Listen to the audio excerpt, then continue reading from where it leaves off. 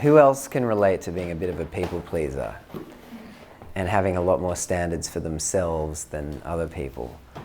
Yeah.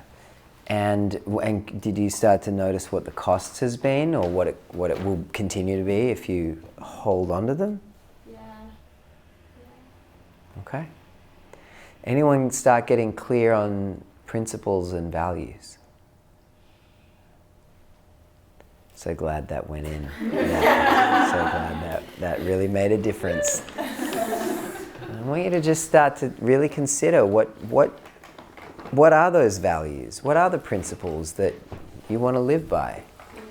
Rather than those, because again, if you don't, believe it or not, those standards and ideals will just like stick around and run the show, whether you realize it or not. For example, if you should like people, or you should like certain people, then there's... They should like me. Or they should like me. Well, then, what do you think the limitation would be on you? If you think that they should like you, or that you should be likable, you can just be yourself. Yeah. You don't have to try to please them. Wouldn't you rather be friends who like you for you than for some inauthentic version of you that's actually trying to please them? And you know, that goes for the industry too. Actors often try to please, try to fit some kind of box of what they think other people want, rather than just being authentically themselves. Because when you're authentically you, first of all, we get a clearer sense of you, of what you're bringing to the table and what you have to offer. Whereas if you're trying to be something other than you are because you think I'll like it, you become foggy. It's hard to kind of really get a sense of where you are. Yeah, there's something inauthentic happening. Yeah. What's it like what do we do when someone is being inauthentic? How do we react to them? Weird shit. Well, we do weird shit, yeah. What else? How do we react to someone who's being inauthentic? I zone out. We zone out. Stay away. Don't trust them. Don't trust them. We don't trust them. We're more likely to reject them. Do you know what I mean? Because we can just tell something's a bit off. Or what do we like with people who try too hard to please us? If you can just tell someone's really like trying a bit. Don't take them serious. We don't take them seriously. Get an egg. We what? Get an egg. Get an egg. And get an ick, yeah. I thought you said an egg. Get an egg. Yeah, then throw it at them. Get an egg and throw it. Yeah, it's icky. Yeah. We don't like it. And we're more likely to keep our distance or reject. It's like it turns the other person into someone who can be a bit needy. It's kind of like on a date.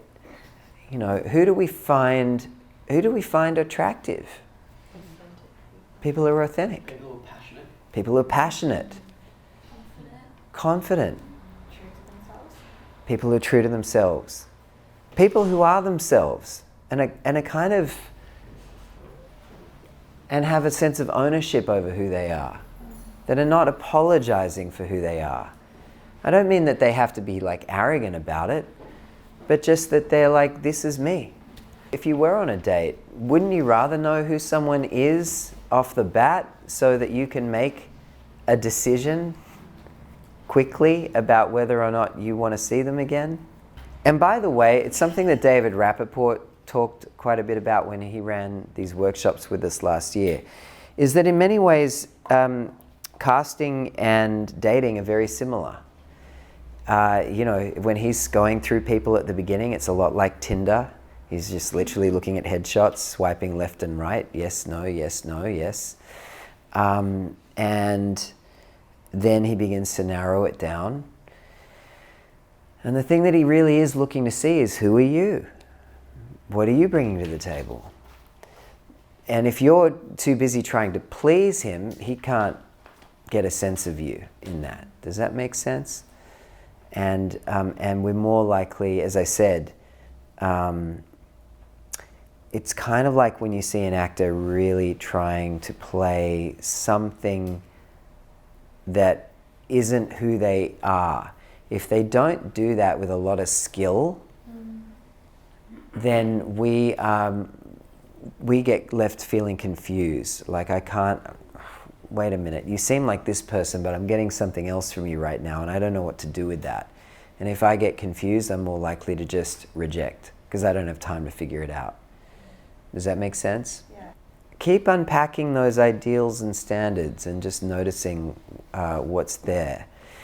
I think I just talked about this a little bit in my last class, but it's something to think about maybe for tonight too, is if those standards and ideals are present for you because you're human, they're also going to be present for the characters you play.